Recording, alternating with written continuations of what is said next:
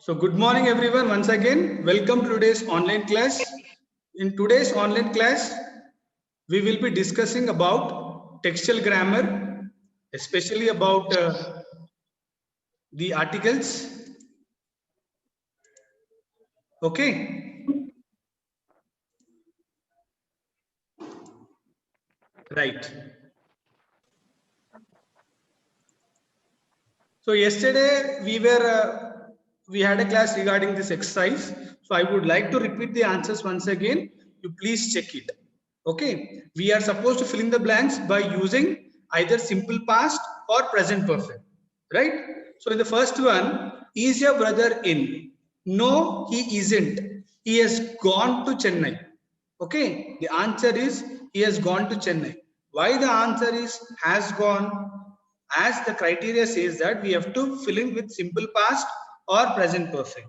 So here has gone indicates present perfect. See, he has gone to Chennai. It is not mentioned the time.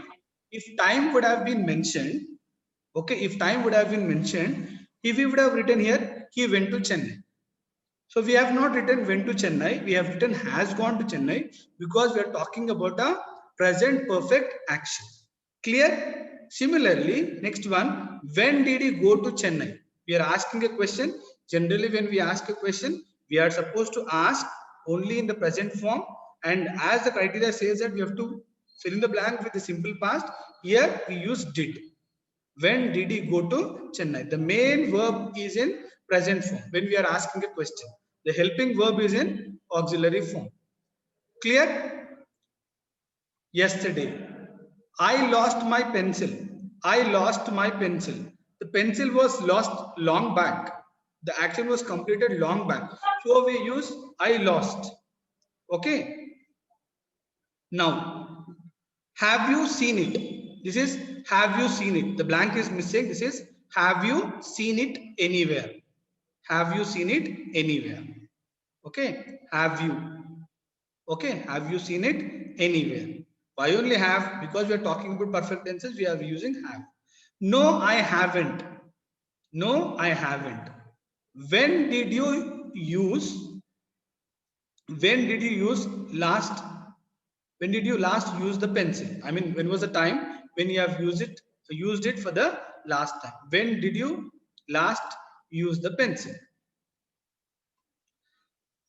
I dash use it when I was in the class. I used it. Okay, I have used it. Answer is I have used it when I was in the class. I have used it. Why? In the class we are trying to mention at what time, so you have to write I have used it when I was in the class. Okay, and perhaps you might have left in the class. You might have left in the class.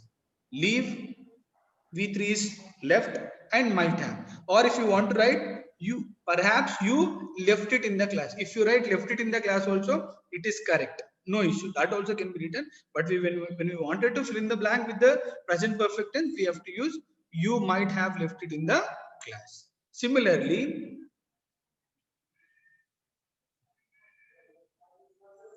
Srikruti raised a hand. We shall see later on. Okay, let me complete this. Hasn't Madhu arrived? Hasn't Madhu arrived? Okay. Hasn't Madhu arrived? Here not is given, so it is in a negative context. So we are supposed to fill with the positive context. Hasn't Madhu arrived yet? No, he hasn't. Hasn't Madhu arrived? Hasn't Madhu arrived? Answer is no, he hasn't. Similarly, I missed one bit. I will discuss that one later on. See, no, I haven't. I merely saw. I merely saw him. No, I haven't. I merely saw him. That cannot be Madhu. He may have been somebody else. He might have been somebody else. Now, have you called me mother? Have you? Have you called me mother? Now you can write here, did you call me mother? Even that way also. Did you call me mother? If you use did, it becomes simple past here. So even we can write it as, did you call me mother? Or have you called me mother? Okay, here we are using the auxiliary verb have. So here we are using as called. If you want to fill in the blank with a simple past, you can write it as did you call me mother. I'll tell you, see, the thing is, in different books, what I've seen in some publications also, the answers are not given correctly. Only thing is that always remember one thing, simple past is used to express an action which is already completed. The time and everything will be mentioned very clearly, whereas perfect tense, there is no need to mention the time. Okay, so here you can write it in two ways. Did you call me mother or have you called me mother? Either of the ways it is correct. Okay, you might have even got the doubt regarding the previous question also. No problem. If you wanted to fill in the blank with the simple past, you see that the time is not mentioned and the duration or the place is not mentioned. Whenever place is mentioned, whenever place is mentioned and time is mentioned, you have to use only simple past. I simply cannot say I ate my lunch. I should say I ate my lunch at 8 a.m. in the morning. That's the right perfect use. See, oral language, I mean, oral communication is different when compared with written communication. In written language, we have to follow the exact rules of English grammar. I mean, the syntax, whatever is supposed to be the structure, that must be followed in written. While speaking, yes, you can even, break the sentence, or it happens in oral communication, but in written communication it should be exactly written. So here I can tell you that you can either write it as did you call me mother or have you called me mother. Yes, I have. Yes, I have. Stop. Have you seen, have you seen my diary today? Have you seen my diary today? Have you seen my diary today? Here, the answer should be, did you see my diary today? This is wrong. Eh? Did you see my diary today? Here, mentioning the time there. Okay. Did you see? Okay. Here it should be did. Did you see my diary today? I put it on the table last night. Last night is a time mentioned there. So it should be, I put it on the table last night. I have looked all over the house for it, but I did not find it anywhere. I did not find it anywhere. I did not. Not is mentioned, so I did not. Or if you wanted to write it, you can write it as, if you want to write in present perfect tense, I haven't found it anywhere. Okay, anywhere is a place there. That is the reason we are using did. If anywhere is not here, you can write it as I haven't found it. I haven't found it means I've not found it. I was just checking, but I didn't find it. Similarly, I saw it on the table this morning. This morning, again we are mentioning the time. Because we are mentioning the time, we have to write I saw it on the table this morning. If I remember right, maybe father has taken it with him by mistake. Father has taken just now. Father might have taken it just now. Okay, so that is the answer. Similarly, here, do you know Mrs. Geeta? Is the question. Do you know Mrs. Geeta? Yes, I do knew her. I do knew her for 10 years. Sorry, nearly 4 years. I knew because I know her from a long time or since a long time. So I have to use a simple past. Don't get confused. Simple past is used to express an action which is already completed. And when we write a sentence grammatically or syntax form of writing the sentence, we have to mention the time or we have to mention the at a place where the action was done. So here clearly years is given. So that's the reason we have to write it as yes, I knew her for nearly 4 years. It was at a high school that I first saw her. It was be form. Am, is, are, was, were, be, being, been. All these are be forms. Am, is, are, was, were, be, been, be. So in this, it was. When did he meet her? It was at a high school that I first saw her in 2009. Again, here is particularly mentioned, so we have to use the simple past. I worked with her for several years. Again, several years is mentioned, so we have to use a simple past. Similarly, recently we have met at a wedding of a mutual friend of us. We have met. Or see, if you don't, the right way is that we met at a wedding of a mutual friends. Okay, this is wrong actually. We should write it as we met at a wedding of a mutual friend of us. We met. Why met? At a wedding place. Okay, at a wedding. We are mentioning at which place or something like that. Occasion we are mentioning. So it should be met. Okay, just remove this have and write it. Or if you wanted to write it, recently we have met. Okay, that we need to do. Clear? Let's go to the next bit.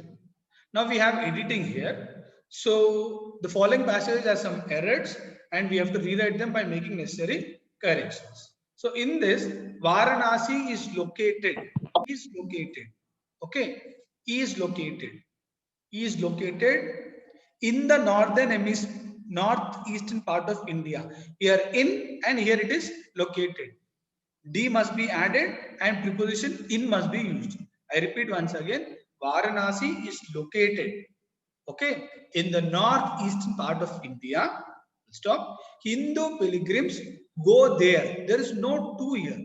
There is no need to mention to. Go there. Directly go there. No, go to there. I go.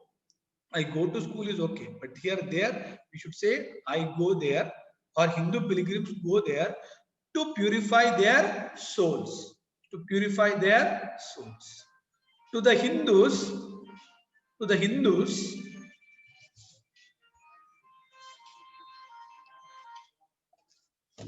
to the Hindus, Varanasi is the holiest pilgrim center of all.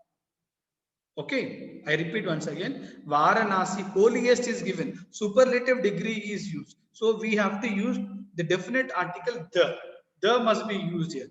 Varanasi is the holiest pilgrimage center of all. We are comparing Varanasi with many things and we are trying to put it as the final thing. So it should be pilgrim center of all. Of all must be mentioned very clearly. Thousands of pilgrims visit the holy city. Visit this holy city. Holy, not WHOL. Every year. As early as 4 o'clock in the morning, not at the morning, in the morning, the pilgrims are seen making their way, making their way. You have to write the ing form here. Okay, making their way to the famous bathing steps known as it should be known as KNOWN V3 form, known as Ghats. Ghats spelling is given wrong, GHATS, Ghats. Okay, and next, from there they board rowboats to the holy river Ganges. Ganges. G should be capital. Proper noun. Ganges. To take a bath. To take a bath. The right correct way of writing is holy river Ganges. To take a holy bath. To take a bath. Okay. In doing this, the pilgrims believe that their sins would be washed away. Would be washed away. WASHED would be washed away. I repeat here, it is located in the northern hemisphere of India. Hindu pilgrims go there to purify their souls. To the Hindus, Varanasi is the holiest pilgrim center of all. Thousands of pilgrims visit this holy city, HOLY, every year. As early as 4 o'clock in the morning, the pilgrims are seen making their way to the famous bathing steps known as Ghats, KNOWN, known as Ghats, GHATS, Ghats. From there, they board rowboats to the holy river Ganges, G capital, to take a bath. In doing this, the pilgrims believe that their sins would be washed away. Clear? This is the answer. Let's go to the next one. Now, in the next one, we have something. Convert the play, Dear Departed. Convert 1 minute. This is struggling. Little bit. I'll push this one. Okay. Convert the play, Dear Departed, into a story. So, Dear Departed is actually a play. Okay. Now we have to change that into a story. Now the question is to adapt the story to our culture. You may make changes to the following. If you wanted to use Telugu culture or traditional Indian culture, you can write it. So how are you supposed to write it? First, you have to take the characters like Abel Merriweather, Amelia, Elizabeth, Ben Jordan, okay, Henry, okay, and Victoria are the characters. Description of costumes. Okay, what kind of costume do they wear? Right? Things stolen by the daughter. What Amelia has stolen. What Amelia stole or what Amelia has stolen. The name of the village, town the daughters lived in. So this is your own way of presentation. You have to perceive. You should feel that you are one. Okay, one of the witness of that particular drama. Okay, take the characters by yourself. Take some imaginary characters, or if you wanted to use the same characters of Abel, Merriweather, and Elizabeth, and everybody, you can use it. Okay, and you have tried once upon a time. You have to change it to a story. Once upon a time, or long, long ago, very long ago, there was a very old man by name Abel Merriweather. Okay, he was a prosperous man. Okay, a middle class family person who has two daughters named Amelia and Elizabeth. Okay, and he had a very precocious daughter-in-law, that is Victoria, and brother-in-laws, son-in-laws Henry and George. So like that you have to introduce. So one day, while Abel Merriweather was asleep, okay, because of some headache, Amelia, the daughter, the younger daughter, okay, wanted to grab the property of the father. So that story you can write it in your own words. Okay. So I will be giving you a profound, short story like this. This is one from where we have taken from Sakshi Education. You can go through this. This is just a sample. If you wanted to write much better than this, you can write it. So just have a look at it. So this is a story of Dear Departed.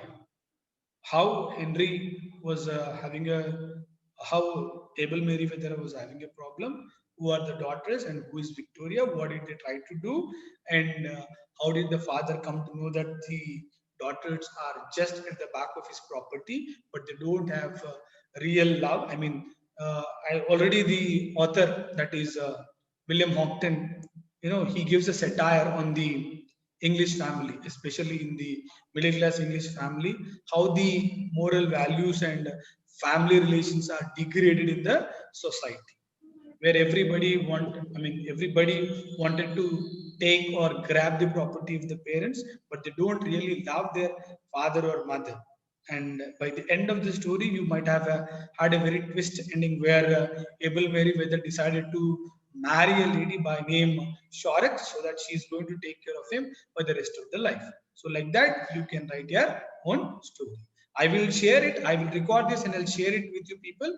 You can have a glance at it and you can create your own story. You can change the characters, you can change the place, and even you can change, in spite of mentioning the bureau, you can mention any other thing. Okay, it's left to your choice. So this is a sample copy of a story. Similarly, I will show you now. Imagine that you are the grandfather in the play. Write a letter to your friend Mr.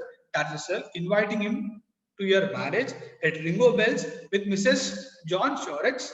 Don't forget to say that why you are going to get married. So this is a letter, a personal letter. So time of wedding, at what time the wedding is going to take place, details of the bride, I mean who is the bride, behavior of the daughters. How did the daughters behave? What was Amelia's intention? What was Elizabeth's intention? And what is their inner feeling about the property of the father? And why did Abel Merriweather take a strange decision of marrying a lady at that very old age?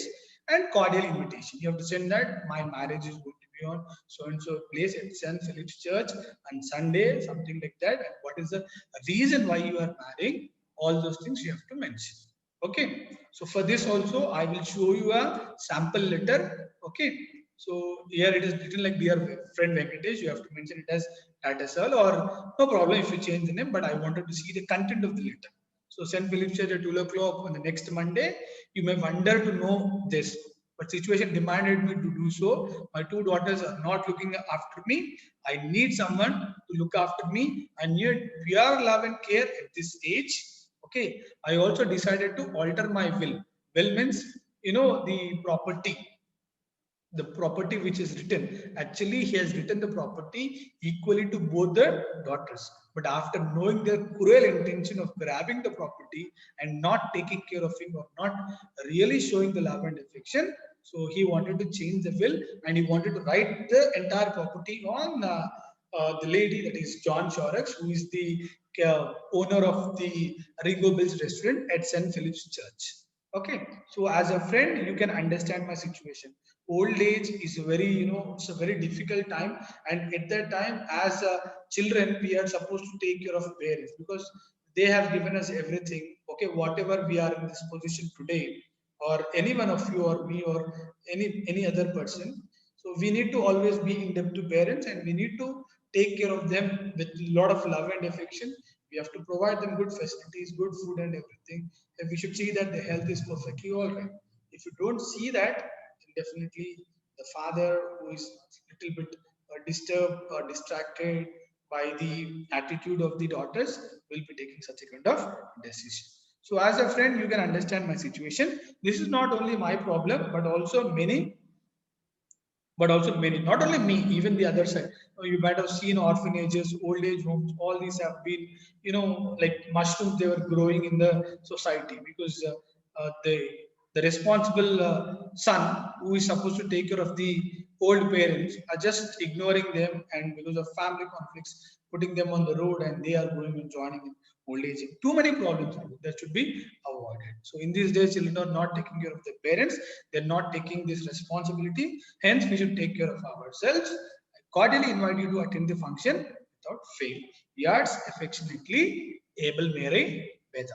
Okay, so this is a sample copy of writing a letter.